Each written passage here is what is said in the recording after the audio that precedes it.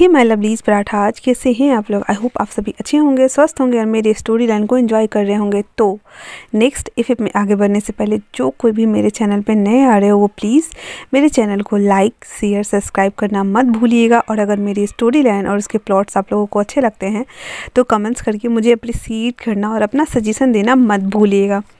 Last part में हम लोगों ने देखा था कि जो विंग है वो वांगजी से मिलने के लिए उसके कमरे में आया हुआ था। वांगजी ने उसके हाथ को पकड़ के उसे अपने करीब किया हुआ था और वांगजी उसे देख रहा था और विंग भी उसे अपनी आंखों को ब्लिंक किए हुए देख रहा था। उन दोनों के उस रोमांटिक मोमेंट को बीच में वांगजी का फ़ोन बर्र करते हुए डिस्टर्ब करता है। विंग जल्दी से खुद को संभालते हुए थोड़ा दूर जाके खड़ा हो जाता है। वांगजी अपने फ़ोन के पास आता है और फ़ोन पिक करते हुए कहता है उधर से मिस्टर किस कहते हैं सर मैंने आपको वो मेल सीन कर दिया है जो मेल आपने कहा था सीन करने के लिए। वो बात सुनकर वांगजी उसको बहुत मतलब झुंझलाहट फील हो रहा था। वो फ़ोन कट करके बेड पर फेंक देता है और अपने मन में कहता है सच में बस ये बताने के लिए आपने कॉल किया था मुझे अभी। मतलब उसको मिस्टर केस के ऊपर गुस्सा आ रहा था। इतना रोमांटिक मोमेंट का सत्यानाश जो कर दिया था मिस्टर केस ने। वो वापस से अपने गीले टॉवल से जो बालों को वो पोंछ रहा था उसको बेड पर रखते हुए कहता है तो तुम यहाँ क्या करने आए थे। विंग अभी जो कि वांगजी को लगातार देखे जा रहा था उस जून से बाहर आते हुए कहता वो मैं बस डिनर के लिए बुलाने आया था, मैं जा रहा हूँ। इतना बोलकर जैसे ही वो जाने वाला होता है वैसे ही वांगजी कहता है वेट। तो विंग कहता तो वांगजी कहता मेरे लिए ड्रेस निकाल दो नाइट वेयर वाला। विंग कहता हाँ ठीक है मैं निकाल देता हूँ। इतना बोल करके वो उस कबर्ड के पास जाता है। उसमें से उसके लिए जो नाइट का पैंट रहता है ना, नाइट पैंट और टी शर्ट, वो निकाल करके बेड पे ला के रख देता है। और वो जैसे ही रख के उठ और पलट के जाने वाला होता है उसके पीछे वांगजी खड़ा था। वो कहता मैंने निकाल दिया है, मैं बस अभी जा रहा हूँ। वांगजी कहता ठीक है और उसके सामने से हट नहीं रहा था। विंग ना मतलब इधर जाए उसको समझ नहीं आ रहा था। तो वो थोड़ा सा साइड होके ऐसे जैसे ही जाने वाला होता है वांगजी उसे वापस से हाथ को पकड़ते हुए से सीधे बेड पर फेंक देता है। विंग लाइक एकदम स्टैचू बना हुआ उसको देख रहा है, ये क्या हो रहा है। वांगजी उसके करीब झुकते हुए कहता है तो तुम्हें रिवॉर्ड नहीं चाहिए। विंग अपनी आंखें फाड़े उसको देखते हुए अपने मन में कहता है कैसा रिवॉर्ड ये देगा मुझे, ओह माय गॉड मुझे डर ही लग रहा है। तो विंग वापस से अपने थॉट से बाहर आते हुए कहता है आई थिंक हमें डिनर ज्वाइन करना चाहिए, ठीक है ना, मैं बस यही बताने आया था।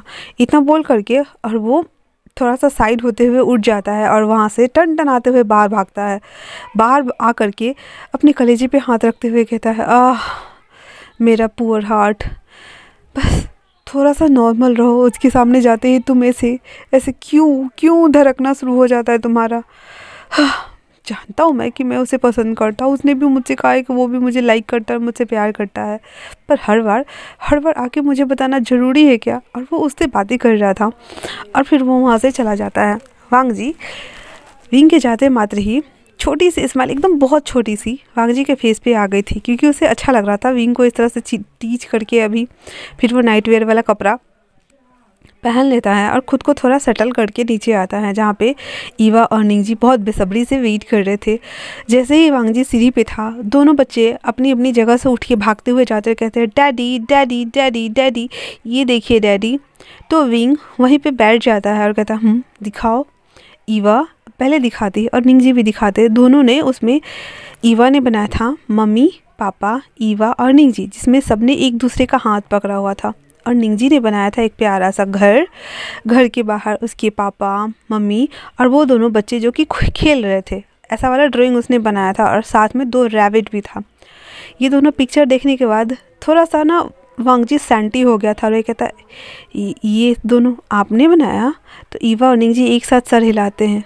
वांगजी दोनों बच्चों को गले लगाते हुए कहता है मेरा प्यारा बाओ।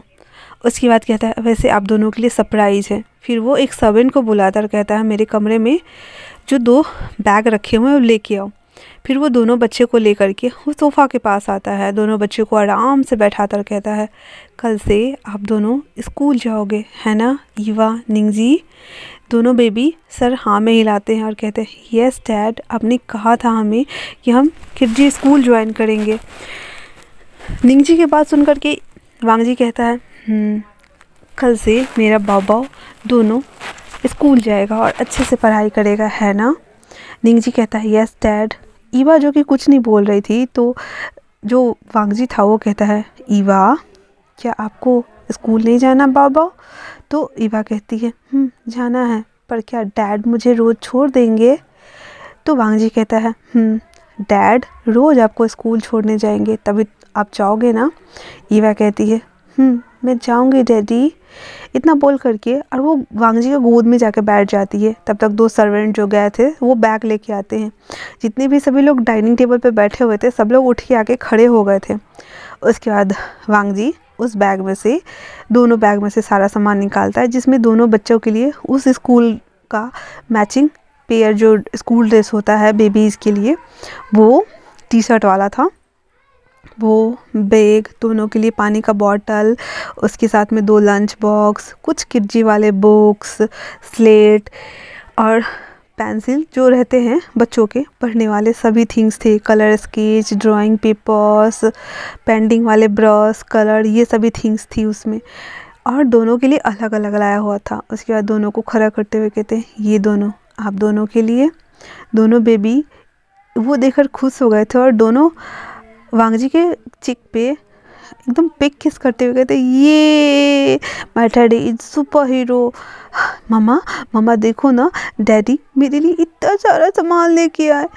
ईवा भी कहती, यस यस यस, डैडी ने बहुत कुछ लाया, देखो देखो मम्मा, बड़ी मम्मा देखो ना, अंकल देखो ना, कितना सारा सामान है ना। और सभी लोग बहुत खुश हो रहे थे। उसके बाद वांगजी दोनों बेबी को एक एक करके बॉटल कैसे खोलना है, लंच बॉक्स कैसे खोलना है, बुक को कैसे सबमिट करके रखना है, वो सारे थिंग्स कर रहा था। वहाँ पे जितने लोग खड़े थे ना, सबको आश्चर्य हो रहा था, क्योंकि पहली बार वो देख रहा था कि वांगजी कैसे अपने दोनों बेबी के साथ इतना क्लियर और कैजुअल तरीके से बातें कर रहा है, और साथ में हंस तो नहीं रहा था, वो उसके साथ खेल भी रहा था और उसे बता भी रहा था। दोनों बच्चे जो कि बहुत ज़्यादा खुश थे, वो सभी थिंग्स करने के बाद वापस से उसमें रख देता और कहता है, सुबह सुबह आप दोनों का बैग तो रेडी हो गया, आप दोनों बस डैडी आपको छोड़ने जाएंगे, है ना? दोनों बच्चे इतने ज़्यादा एक्साइटेड थे कि दोनों के दोनों ईवा और निंगजी वांगजी के गोद में चढ़े हुए थे। उसके बाद वो सभी थिंग्स को बोलता है विंग के कमरे में रखवा देने के लिए, तो वो सर्वेंट्स वो सभी थिंग्स ले जाके रख देता है। उसके बाद वो उठता है दोनों बेबी को लेकर के, और फिर सीचन गगा को बोलता है, गगा अब हम लोग डिनर करें। सब लोग वापस से आके अपने सीट पे बैठ गए थे। एक बेबी को वांगजी ने लिया था और दूसरे बेबी को विंग ने लिया था, और सभी लोग खा रहे थे। दोनों बेबी को वो दोनों ही फीड करा रहे थे। फीड कराने के बाद विंग दोनों बेबी को लेकर के अपने रूम में आ जाता है। रूई हालांकि अभी अकेले ही अपने रूम में थी, क्योंकि यानली को अर्जेंट काम आ गया था, तो वो हॉस्पिटल में ही थी। न्यू हेसेंग चला गया हुआ था शाम को ही, और वेंचिंग और सीचन एक ही कमरे में थे। हालांकि उन दोनों ने अभी तक शादी नहीं की थी, और वो अब शायद से शादी कर लेंगे, क्योंकि वो चाहते थे कि उनकी भाई की लाइफ और उनकी लाइफ सेटल हो जाए, इसी वजह से। तो वो दोनों एक ही कमरे में रहते थे, लिव इन में थे, तो एक ही कमरे में रहते थे, एक ही कमरे में चले गए। उसके बाद वांगजी, उसे कुछ काम था तो वो स्टडी में चला गया था। वांगजी के स्टडी में जाने के बाद सीचन भी उसके पीछे आते हैं, क्योंकि उसे सीचन को वांगजी से कुछ बात करनी थी। तो सभी लोग अभी अपने अपने जगह पे सेटल हो चुके थे। उस स्टडी रूम में आने के बाद सीचन सामने वाले चेयर को पुल करते हुए बैठते हुए कहते हैं, वांगजी मुझे बात करनी है तुमसे। वांगजी जो काम कर रहा था वो स्टॉप कर देता है और कहता है, जी गगा कहिए। तो सीचन कहते हैं, इस ब्रेकिंग न्यूज़ से तुम्हें कोई दिक्कत नहीं है? तो वांगजी कहता है, फ़िलहाल से अभी वो हमारी कंपनी के लिए प्रॉफिटेबल हो रहा है और हमारे शेयर्स भी बढ़ रहे हैं। अगर ऐसा कोई प्रॉब्लम्स होता है तो फिर बाद में हम इस पे वर्क कर सकते हैं। सीचन कहते हैं, हाँ सही कहा, एक दिन में 30% का इंक्रीजनेस हुआ है हमारी कंपनी को, और साथ ही जितने भी पेंडिंग पड़े कोलैबोरेशन थे वो सभी में से बहुत सारे लोगों ने हाँ कहा है साथ में काम करने के लिए। और तुम क्या कहते हो उस बारे में? तो वांग जी कहता है गगा मुझे पता है, मिस्टर किस ने सारा कुछ मुझे दिया था और जितना भी रेवेन्यू जनरेट हो रहा था और जितना भी प्रॉफिट हो रहा था और मार्जिन जा रहा था वो सभी थिंग्स को मैंने कैलकुलेट किया है। अभी तत्काल के लिए हम इसे रहने देते हैं और अगर कोई हमें शेयर्स देना चाहे तो हम उसे अभी जस्ट ख़रीद भी सकते हैं, बट बाद में अगर ऐसा कोई इशू होता भी है तो हम इस पर डिस्कस कर लेंगे ना गगा। तो सीचन कहते हैं इसी से रिगार्डेड ये दोनों थोड़ी देर बातें करते हैं। उसके बाद फिर वो सीचन थोड़ा देर पॉज लेने के बाद कहते हैं मुझे तुम्हें एक और बात बतानी थी। तो वांग जी कहता है जी गगा। सीचन कहते हैं हम दोनों के फैमिली में हम दोनों के अलावा और कोई भी नहीं है और मैं तुम्हारा बड़ा भाई हूँ। मैं चाहता हूँ कि मैं अब वैनचिंग से शादी कर लूँ क्योंकि मैं चाहता था कि तुम्हारी लाइफ भी सेटल हो जाए तो मुझे अच्छा लगता। तो क्या तुम अभी विंग के साथ में खुश हो ना वांग जी? वांग जी अपने गगो को देखता है घूर करके और कुछ देर चुप रहता है। कुछ देर के पिंड ऑफ साइलेंस के बाद वापस से कहता है वो, और आपको क्यों लगता है गगा कि मैं उसके साथ खुश नहीं हूँ? तो सीचन कहते हैं मेरा वो कहने का मतलब नहीं है, मैं बस इतना चाहता हूँ कि तुम दोनों अब साथ रहो और तुम दोनों भी शादी कर लो। मैं सोच रहा था कि जिस दिन मैं शादी करूँ उसी दिन तुम भी अपनी ओमेगा से विंग से शादी कर लो पूरी दुनिया वालों के सामने में दोबारा, क्योंकि उन लोगों को लगता है और तुमने जैसा कि कहा था कि तुम दोनों ने कोर्ट मैरिज किया है तो उनके सामने दोबारा पर तुम विंग से शादी कर सकते हो ना। और इतना बोल करके चुप हो जाता है वो। वांग जी कुछ देर तक सोच रहा था और फिर कह देता है ठीक है। सीचन को तो यकीन नहीं हो रहा था, उन्हें लग रहा था कि वांग जी उसके साथ आर्ग्यूमेंट करेंगे और शायद से मना कर देंगे, लेकिन वांग जी बस सुन के और कुछ सेकंड बाद ही हाँ कर दिया। सीचन को थोड़ा डाउट हो रहा था अभी भी, इसीलिए थोड़ा देर वो वांग जी कैसे देख रहे होते हैं। वांग जी कहते हैं गगा आपको कुछ और पूछना है क्या? सीचन कहता है एक बात बताओगे मुझे वांग जी? वांग जी कहता है क्या तुम सच में विंग को प्यार करते हो ना? वांग जी कुछ भी नहीं बोलता है और वो बस अपने भाई को देख रहा होता है। उसके बाद कहता है थोड़ी देर के बाद फिर से वो, और आपको क्यों लगता है गगा कि मैं मेरे और विंग के बीच में सब कुछ नॉर्मल या ठीक नहीं है? तो सीचन गगा कहते हैं तुम्हें पता है ना, तुम रट के दौरान तुम ज़्यादा अग्रेसिव हो जाते हो वांग जी, और आई थिंक तुम्हें बताना चाहिए ना ये सभी थिंग्स कैसे और कहाँ से स्टार्ट हुई है। तो वांग जी इस बार उसे थोड़ा गुस्सा तो आ गया था, फिर भी वो थोड़ा नॉर्मल होते ही गुस्से वाले टोन में कहता है गगा ये मेरे और उसके बीच का मैटर है और अगर ऐसा प्रॉब्लम आएगा तो उससे पहले मैं खुद को, जब आएगा तब देख लेंगे, पर अभी उसे बताना ज़रूरी नहीं है। और अदर थिंग्स भी है बहुत सारी चीज़ें, और मैं अभी भी उस पर्सन का पता लगा रहा हूँ जिसने मेरे बॉडी के अंदर ये ब्लड चढ़ाया था। एक न एक दिन तो वो ज़रूर मेरे सामने आएगा ना, और उसने ऐसा क्यों किया ये सभी थिंग्स बाहर आ ही जाएंगी ना। तभी जब सही वक्त आएगा तो मैं खुद विंग को बता दूंगा, पर अभी फ़िलहाल से नहीं।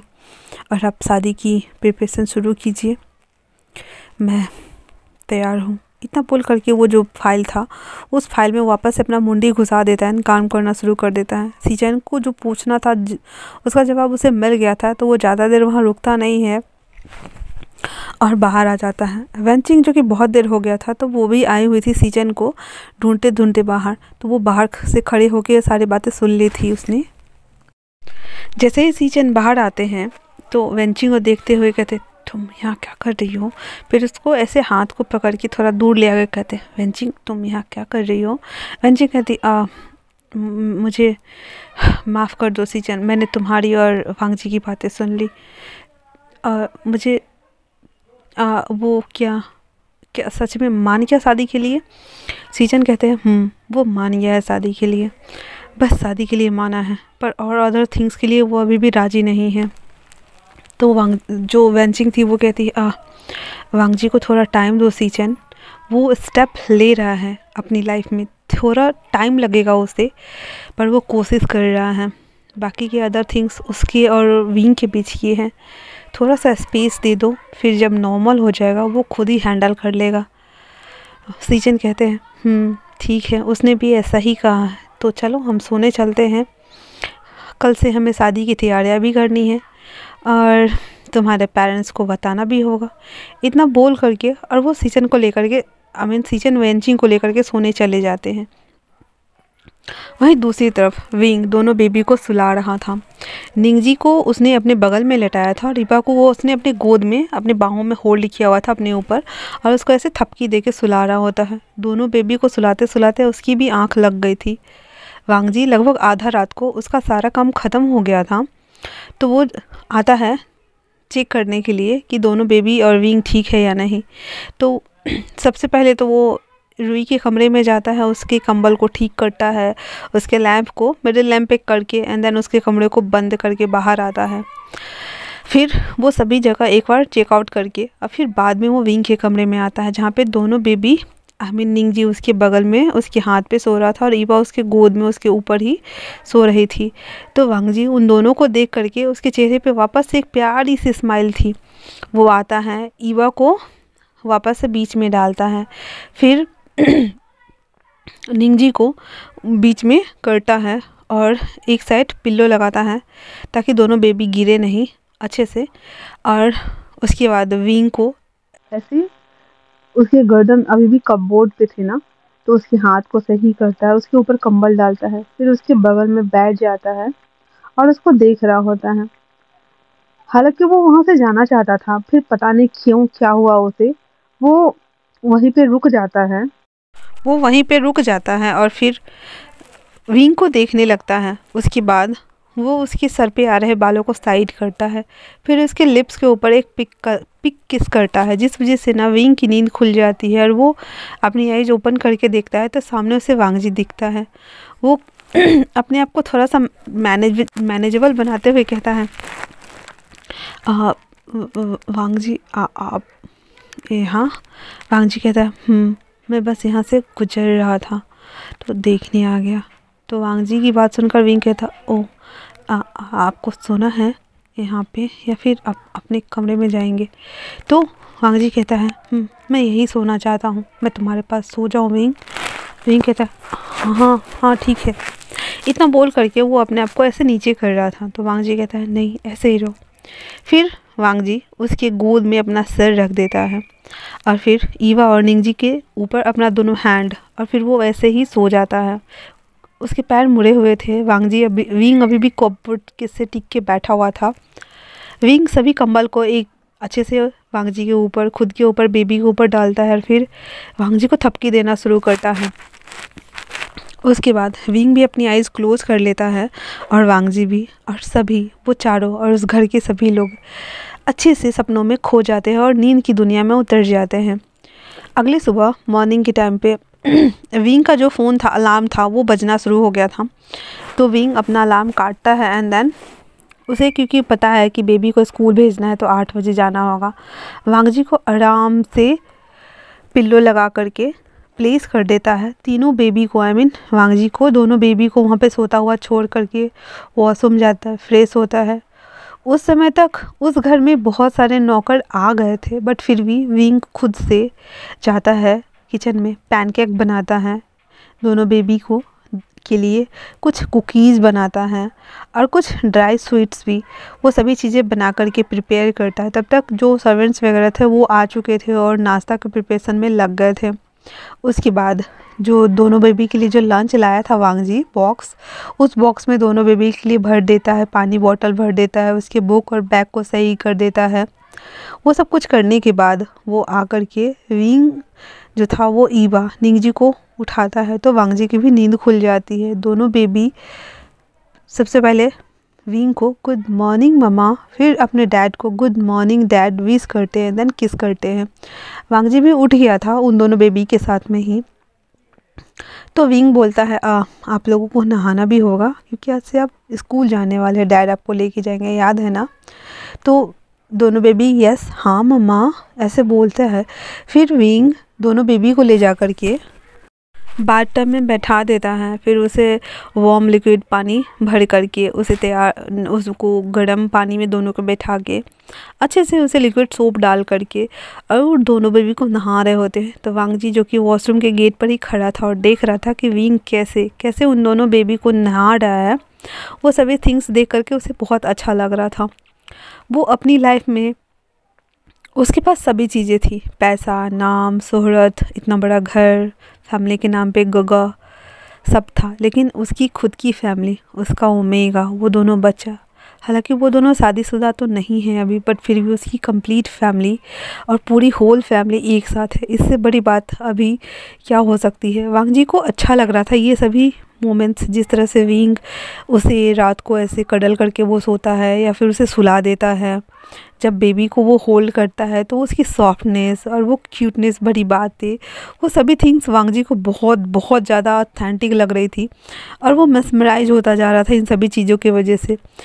जब रात को सीचिन गग्गा ने वांग जी से पूछा था तो वांग जी के दिमाग में ऑलरेडी शादी को लेकर के प्लान थे, पर जब गग्गा ने बोला तो वो डायरेक्ट हाँ कर दिया था, क्योंकि अब वो और ज़्यादा डिले नहीं कर सकता था, क्योंकि अभी शादी नहीं हुआ है तो विंग दोनों बेबी को लेकर के अलग कमरे में सोता है, लेकिन जब शादी हो जाएगी उन दोनों की तो कानूनी तौर पे विंग उसका हस्बैंड हो जाएगा और फिर वो दोनों बेबी और वांग जी विंग के साथ एक कमरे में उसके बेडरूम में सो सकते हैं और वो जो चाहे वो कर सकता है। एवरीडे मीन्स एवरीडे वाला भी वो सभी थिंग्स कर सकता है। ये सभी चीज़ें सोच कर वांग जी खुश हो रहा था। तो आज के लिए इतना ही। कैसा लगा आप लोगों को ये छोटा सा फैमिली वाला मोमेंट्स, आप लोग मुझे कमेंट्स करके ज़रूर बताइएगा। और अब कल से तो दोनों बेबी स्कूल भी जाने वाले हैं। कैसा लग रहा है आप लोगों को ये फ़ैन फिक्शन, मुझे कमेंट्स करके ज़रूर बताइएगा। वैसे अभी तो नहीं, लेकिन फिर भी इसमें ट्विस्ट तो आएगा, एक बार और आएगा, उसके बाद फिर ये स्टोरी स्मूथ चलेगी, ठीक है ना। तब तक के लिए थैंक्स फॉर वॉचिंग।